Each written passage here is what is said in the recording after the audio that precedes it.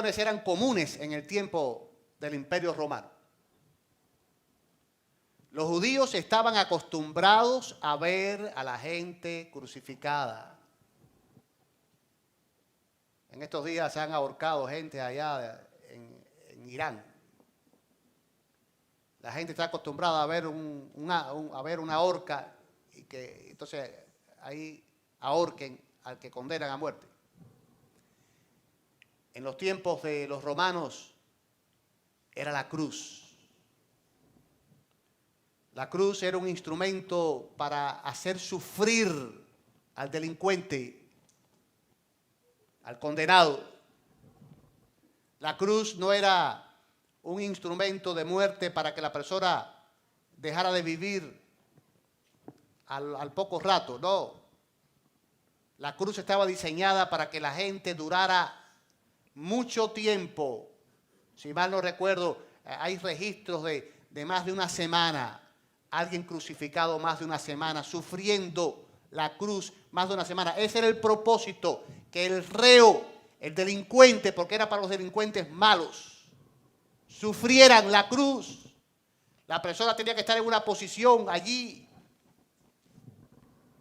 clavada, desnuda inclusive.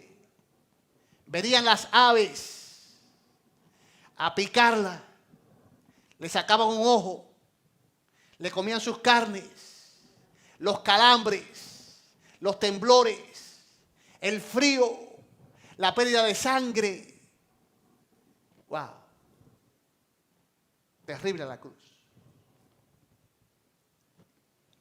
Dice Josefo, cuenta que el historiador judío que trabajó para Roma, que escribió para los romanos, el general romano Varo crucificó a 2.000 judíos en el año 4 a.C., 2.000 judíos crucificados. Y también nos dice que el general Tito, durante el sitio de Jerusalén, crucificó a tantos fugitivos de la ciudad, los que no escaparon en el momento justo.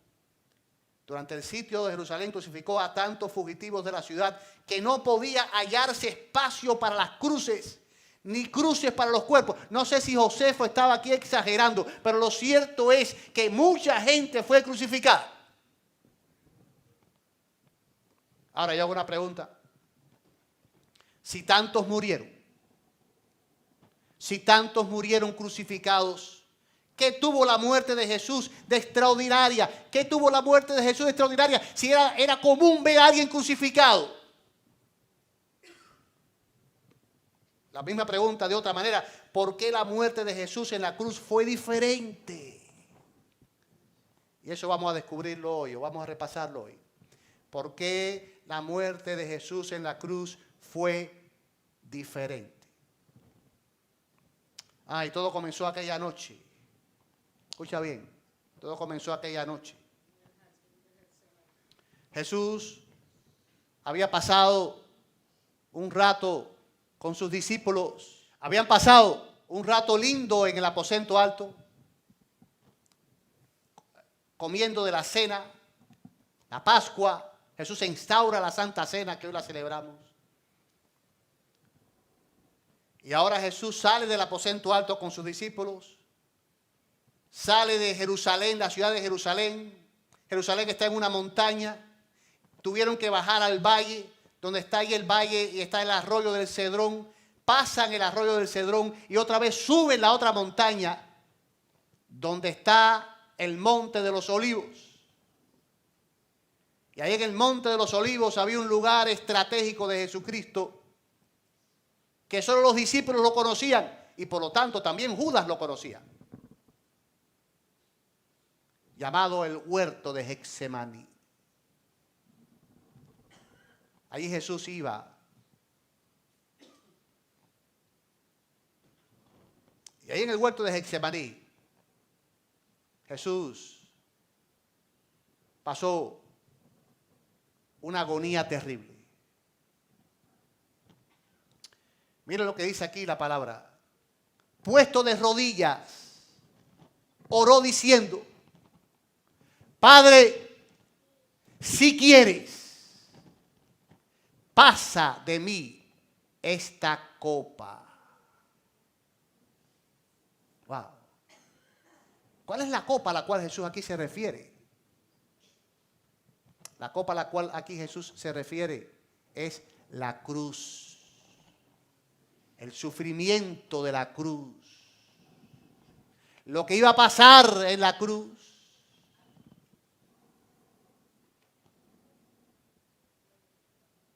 Dice un teólogo adventista ya fallecido, apellido Heppenstall, escribió el libro Salvación sin Límites, un libro extraordinario. Escribió él, Cristo podría haberse negado. Escucha bien, Cristo podría haberse negado a cargar el juicio divino sobre el pecado. Se acercaba a la cruz. Y ahora Cristo ve que la cruz está encima de él prácticamente. El tiempo ha llegado. Y ahora el Señor dice, Padre,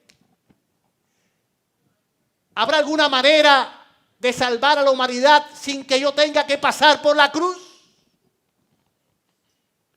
¿Puedes pasar de mí esta copa?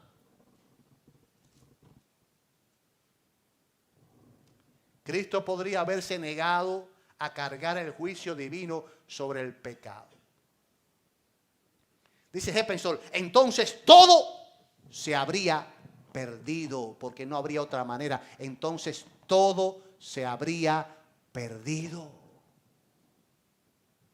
Wow. Hay momentos en la historia cruciales. Se dice que en los tiempos de la Guerra Fría hubo un momento crucial en el cual el mundo estuvo a punto de ser destruido por armas nucleares, americanas o rusas.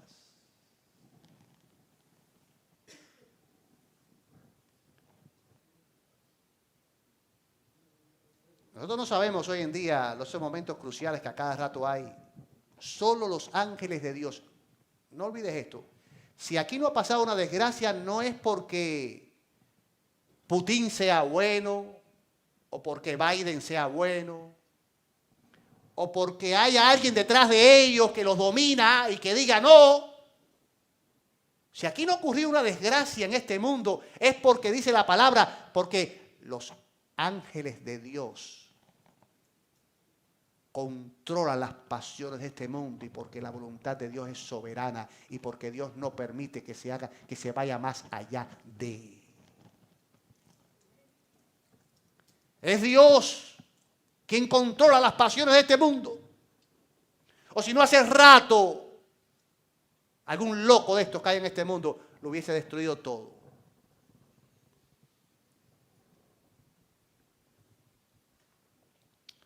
Si Jesús esa noche en Getsemaní hubiese abortado la misión, tú y yo, no sé si hubiésemos nacido,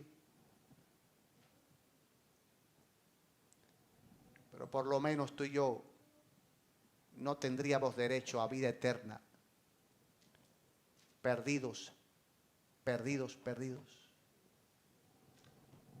Todo se habría perdido.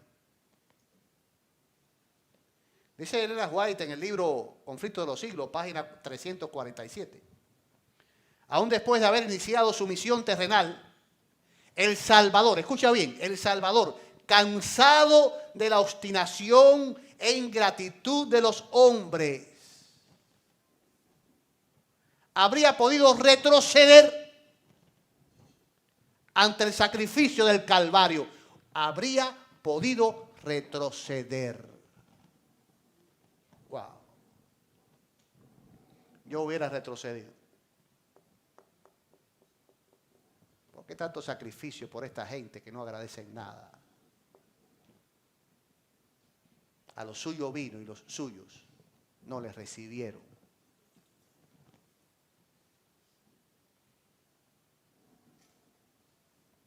Dice ella, en el Getsemaní la copa del dolor le tembló en la mano.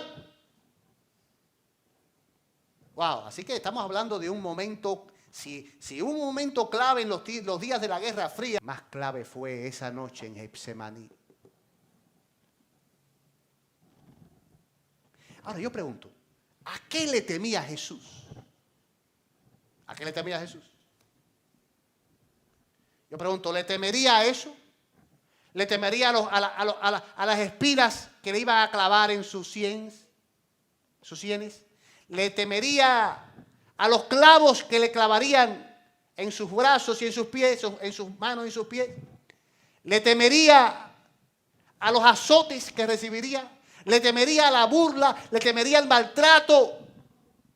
¿A qué le temería Jesús? Mira, este autor llamado John Stott, en su libro La Cruz de Cristo, él dice, su valor físico y moral resultó invencible durante todo su ministerio público.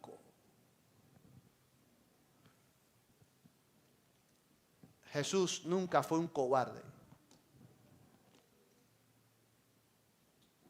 Mira, este mundo conoce a gente valiente. Nuestros veteranos son gente valiente. Son gente que se alistan para ir al ejército. Y se alistan para ir al ejército, no para ir a un party. Se alistan para ir al ejército y están preparados para morir.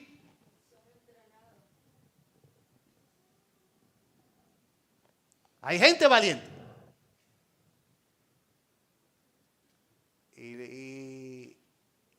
Y ha habido cada militar valiente, cada gente, cada héroe, la historia. Si usted analiza los anales de la historia, usted va a descubrir gente valiente, gente que no le temía las torturas, gente que era capaz de enfrentar las balas, enfrentarlo todo. ¿Cómo yo puedo pensar que Jesucristo le iba a tener miedo a los clavos? ¿Cómo yo puedo pensar que Jesús le tenía miedo a la cruz como tal, físicamente hablando? Jesús no le tenía miedo a nada de eso. Jesús era un hombre valiente. Siempre lo fue. Desde los 12 años ya Jesús sabía a qué había venido a este mundo. Ya a los 12 años llamaba a su padre mi padre. Y él decía que lo que él estaba haciendo era los negocios de su padre. Por lo tanto, Jesús no está con miedo a la cruz. Jesús no le tiene miedo a los clavos. Jesús no le tiene miedo al azote.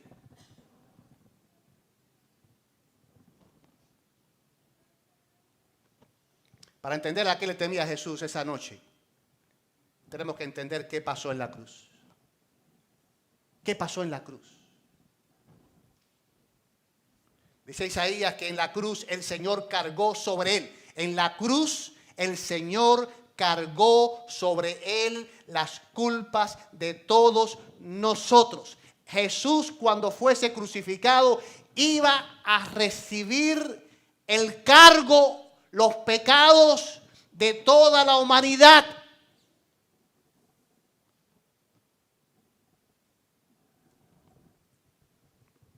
Como dice Pablo, y lo leo en esta versión, traducción en lenguaje actual, Cristo nunca pecó, pero Dios lo trató. Escucha bien esto está poderoso. Cristo nunca pecó, A Cristo ni Dios mismo, el Padre, podía decir, fallaste en algo. Cristo nunca pecó. Pero en la cruz, Dios lo trató como si hubiera pecado, para declararnos inocentes por medio de Cristo. Noten eso, en la cruz Jesús recibió un trato, escucha bien, en la cruz Jesús recibió un trato de parte de Dios. Jesús no le tiene miedo al trato que va a recibir de parte del centurión, de parte de los soldados, de parte de los fariseos, de parte de los que se burlaban. Jesús no le tiene temor a esos tratos. Jesús tiene temor, pavor del trato que va a recibir de parte de Dios. ¿Por qué? Porque ahora Él está cargando con los pecados del mundo. Ahora Él está siendo considerado pecador. Ahora Él está pagando por los que tendríamos que haber pagado.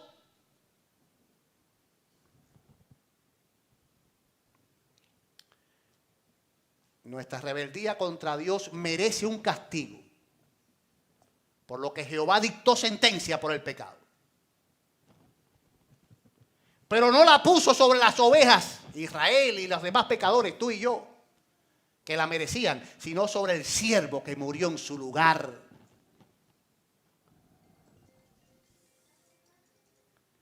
Y tenemos una idea de lo que pasó en la cruz cuando Jesús declaró esto, Mateo 27, 46. Dios mío, ¿por qué me has abandonado? Esto es interesante porque Jesús mismo declaró un día, Juan 8, 29, mi Padre nunca me ha abandonado.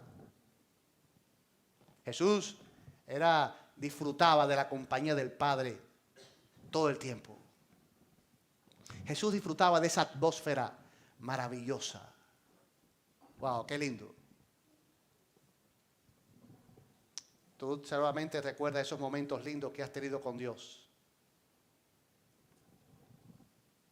Muchas veces nosotros son temporadas. Ay, me acuerdo aquella temporada cuando yo leía la Biblia, cuando yo oraba más, cuando yo llegaba a la iglesia temprano y me arrodillaba a orar y yo tenía una comunión con el Señor tan linda. Algunos de nosotros podría decir. Pero Jesús disfrutaba eso todo el tiempo. Jesús todo el tiempo estaba en comunión con su Padre. Jesús nunca tomó vacaciones de su Padre. Nunca dijo, Señor, me voy a dar una vueltecita por el mundo y chao, chao, nos encontramos de aquí a 5 años. No, Él nunca dijo eso, nunca hizo eso.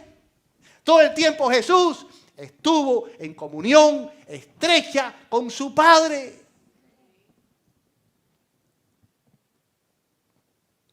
Miren, casi ya llegando a la cruz, lo que dijo Jesús, pronto, muy pronto, todos ustedes huirán. Cada uno por su lado. Y me dejarán solo. Pero no estaré solo. Porque Dios mi Padre está conmigo. ¿Cuánto dicen amén? Qué lindo. Ese era Jesús. Jesús disfrutaba 24/7 con su Padre.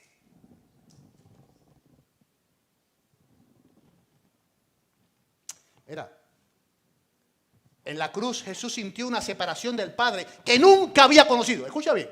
En la cruz Jesús sintió una separación del Padre que nunca había conocido. Wow, a eso le tenía miedo Jesús.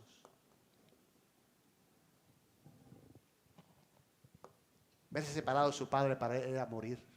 Era lo más terrible que pudiera existir. Se esfuerza por asirse de aquel a quien llama Dios mío, pero su Dios no le responde.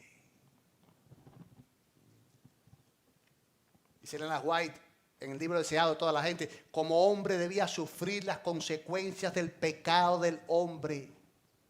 Como hombre debía soportar la ira de Dios. Escucha bien, como hombre debía soportar la ira de Dios. En la cruz Jesús tuvo que soportar, tuvo que sufrir la ira de Dios sobre él.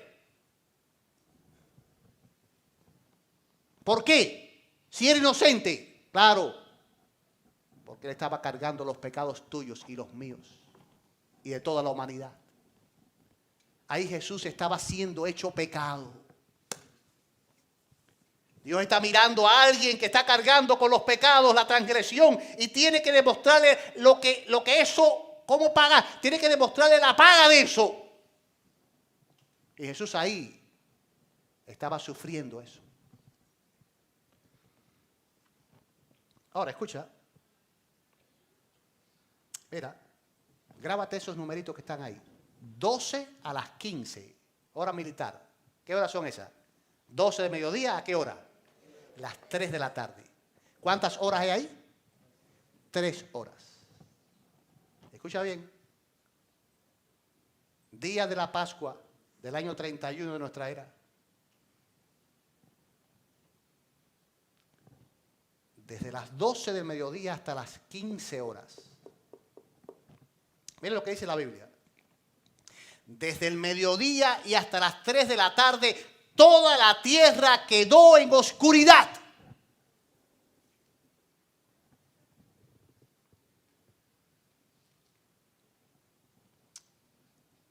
Todos sabemos que de las 12 a las 3 de la tarde el sol está bien fuerte, ¿sí o no? Todos sabemos que de las 12 a las 3 de la tarde no hay nada de oscuridad, a no ser que esté muy nublado. Y con todo, a esa hora, si está nublado, podemos todavía ver bien. Pero declara Mateo que ese día, desde las 12 hasta las 3, toda la tierra, él está hablando de lo que está mirando allí, toda la tierra, todo lo que yo veo, todo donde yo miro para allá, toda la tierra quedó como en oscuridad.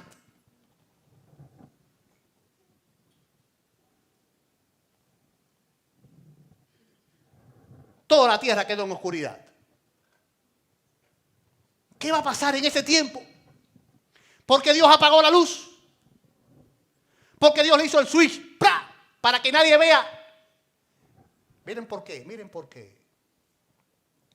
En los evangelios no se relata lo que ocurrió entre las 12 y las 3. No hay relato de lo que ocurrió en ese tiempo.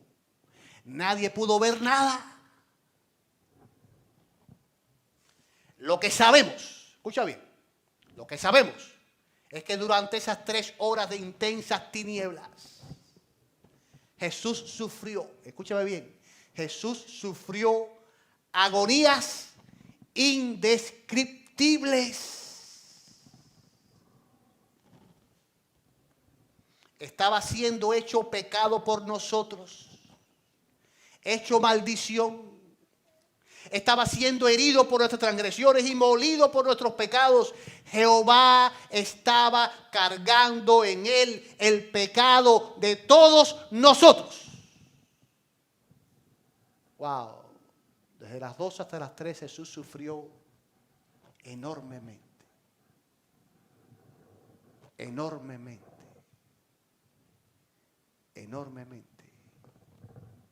No son los clavos.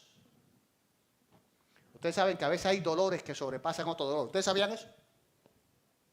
¿A veces le ha pasado eso? Me duele un pie, pero el dolor que tengo en el hombro es más fuerte aún. Y no me ocupo del dolor del pie, me duele el hombro. Yo no digo que los clavos no dolían, no digo que la cruz no dolía, pero más dolía sentir que Dios estaba derramando su ira sobre él.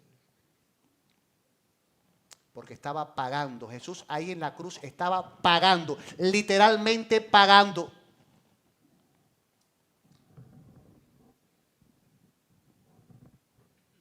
Lo que tú y yo tendríamos que pagar. Escucha bien. Jesús en la cruz estaba pagando la paga de nuestro pecado.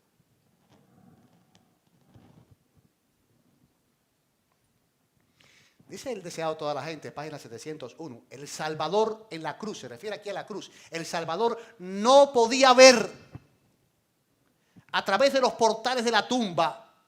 La esperanza no le presentaba su salida del sepulcro como vencedor, ni le hablaba de la aceptación de su sacrificio por el Padre. Dice, temía que el pecado fuese tan ofensivo para Dios, que su separación resultase eterna. Esto es muy fuerte, Señor. Tú no puedes, estoy cargando tanto, tú no puedes soportarme ya. Me separaré de ti y te perderé por siempre. Wow, cuántas agonías, cuántas angustias.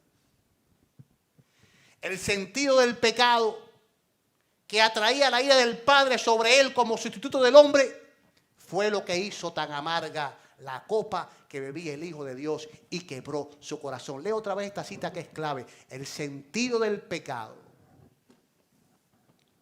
que atraía la ira del Padre sobre él como sustituto del hombre. Él en la cruz está pagando los pecados, la culpa que tú y yo tenemos que pagar en la cruz. Está pagando por ti, por mí. El sentido del pecado que atraía la ira del Padre sobre él como sustituto del hombre fue lo que hizo tan amarga la copa que bebía el Hijo de Dios y quebró su corazón. Wow. Pero gloria a Dios, finalmente Jesús dijo, consumado es. Wow. Aleluya. Si en el Getsemaní nuestra salvación pendió de un hilo, cuando Cristo dijo, consumado es, significa que tú y yo tenemos salvación garantizada en Cristo Jesús. Porque de tal manera amó Dios al mundo, que ha dado a su Hijo único, para que todo aquel que en Él cree, ahora nos corresponde a nosotros creer, para que todo aquel que en Él cree no se pierda, no se pierda. ¿Saben qué significa perderse? Perder significa pagar el pecado, pagar por nuestro pecado, para que todo aquel que en Él cree no se pierda, sino que tenga vida eterna. Ayer, los esposos Chan y un servidor fuimos a un funeral de un señor que fue aceptado por profesión de fe y ya ha sido miembro de nuestra iglesia, fue miembro de nuestra iglesia, Efraín López. Efraín perteneció a una familia totalmente adventista. Ahí hablé con su hermana ha sido jefa administrativa de las enfermeras de uno de los hospitales adventistas en California por 20 años. Su hijo es el segundo en la administración de uno de los hospitales en Orlando de la red adventista. Los hermanos, hablé con un hermano, el hombre, tremendo conocimiento bíblico, Peter.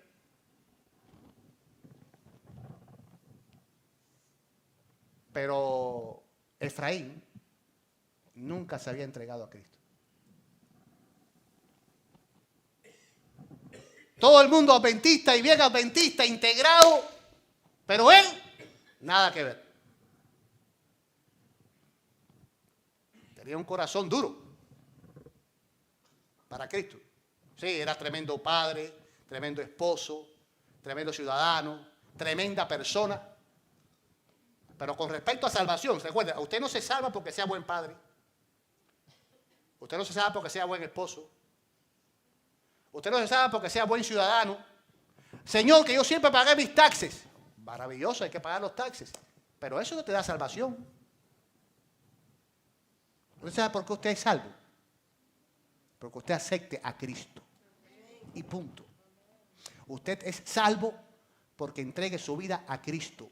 Porque ese que pagó en la cruz, ese que murió en la cruz, murió para que todo aquel que en Él cree no se pierda, sino que tenga vida eterna. No hay otra manera de ser salvos. Hay que creer en Jesús.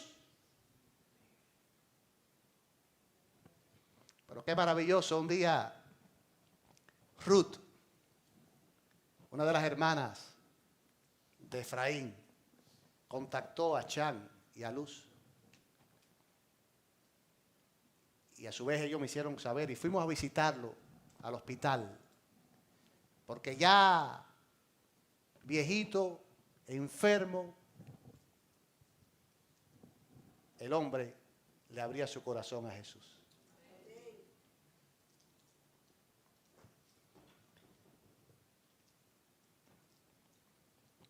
Qué maravilloso es Dios que no nos reprocha y no nos dice, ay, ¿por qué cuando tú estabas lleno de vida y salud no te entregaste a mí para que me hubiera servido en la iglesia?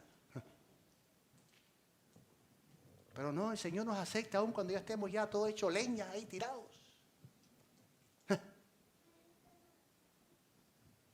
Porque dice la Biblia, de tal manera amó Dios al mundo, Dios te ama. Y como yo decía ayer en el funeral, pero Dios amó mucho a Efraín. Dios amó mucho a Efraín, al punto de perseguirlo, al punto de seguirlo y de decirle, Efraín, ¿cuándo te vas a entregar? Y no se entregaba Efraín, hasta que un día en el lecho del hospital, él le dijo, Efraín, es el momento. En la tumba no lo vas a poder hacer. Y Efraín fue dócil. Y una de las fotos que estaba ayer ahí, en la selección de fotos, era la foto de Efraín con su certificado de profesión de fe en la cama, gozoso, porque ya se había entregado a Cristo. Todo eso es porque Jesús dijo, consumado es.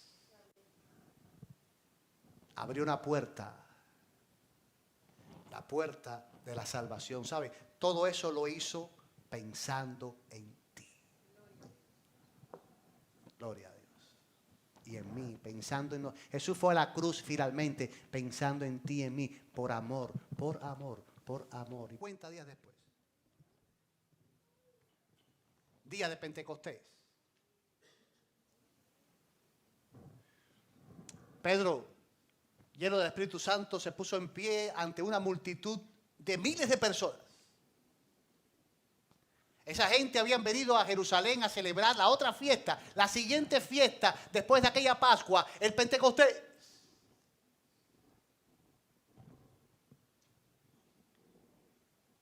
Y Pedro les dijo a ellos, israelitas, ustedes tienen que reconocer de una vez y por todas que a este mismo Jesús, a quien ustedes mataron, noten, ustedes lo mataron en una cruz. Dios le ha dado poder y autoridad sobre toda la humanidad. Gloria a Dios. ¿Y por qué ellos lo mataron? Muchos de ellos no vivían ni en Jerusalén, no estaban en Jerusalén esa vez. Vivían en la diáspora y venían a celebrar la fiesta de Pentecostés. ¿Pero por qué lo mataron? Como mismo lo mataron, lo maté yo y lo mataste tú. ¿Por qué matamos a Jesús? Porque tú y yo somos pecadores. Porque tú y yo nos rebelamos contra Dios. Por nuestro pecado Jesús tuvo que ir a la cruz. Por nuestra rebeldía contra Dios Jesús tuvo que ir a la cruz. Pero ahora Pedro le dijo a ellos y nos dice a nosotros, tú y yo tenemos que reconocerlo. Tú y yo tenemos que reconocerlo. Tenemos que reconocer que mi pecado, nuestro pecado, llevó a Jesús a la cruz. Jesús no murió, Jesús murió esa tarde. A las 3 de la tarde Jesús murió. Estuvo pocas horas en la cruz. Realmente sufrió poco la cruz. Lo que lo llevó a la cruz fue otra, lo que lo llevó a la muerte fue otra cosa, el sufrimiento colosal del cual hemos hablado aquí, por nuestro pecado.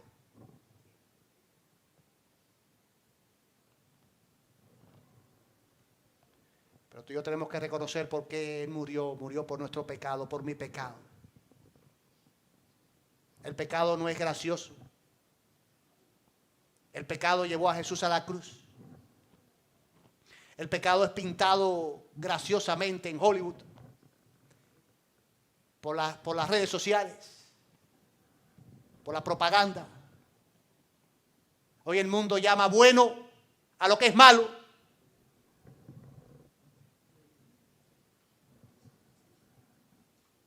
Y el pecado es gracioso.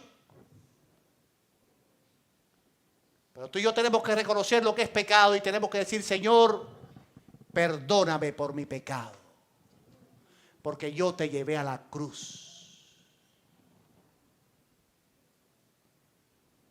Wow.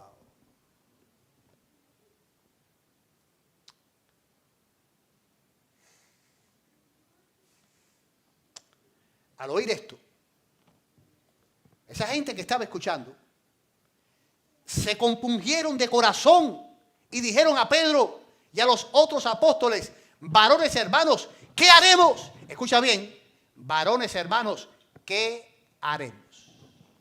¿Sabe por qué? Cuando tú entiendes lo que es la cruz, tú tienes que hacer algo. Cuando tú entiendes esto que yo he predicado hoy, tú no te puedes ir para tu casa a almorzar, vamos a tener almuerzo ahora, están todos invitados. Tú no puedes ir allá a la mesa a tomar tu alimento así como si nada hubiera pasado. Tú y yo tenemos que tomar una resolución. Y aquella gente dijo, se compungieron de corazón y dijeron a Pedro, varones hermanos, ¿qué haremos?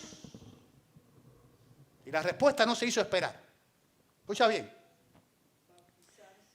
Arrepentíos y bautícese. Arrepentíos y bautícese.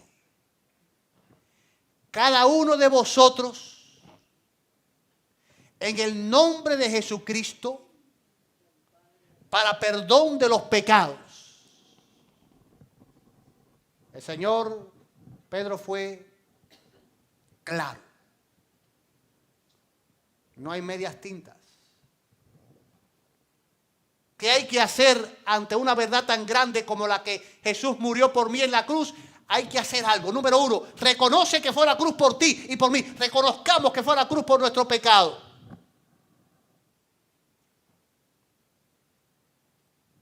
Y número dos, arrepintámonos. Señor, perdona mi pecado.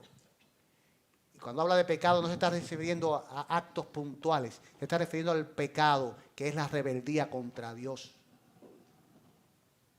Perdóname por yo rebelarme contra ti. Perdóname por no depender de ti. Perdóname por querer hacer lo que me da la gana y no contar contigo. Eso es pecado. Esa es la base del pecado. Perdona mi orgullo. Perdona mi egoísmo. Perdóname, Señor. Perdóname.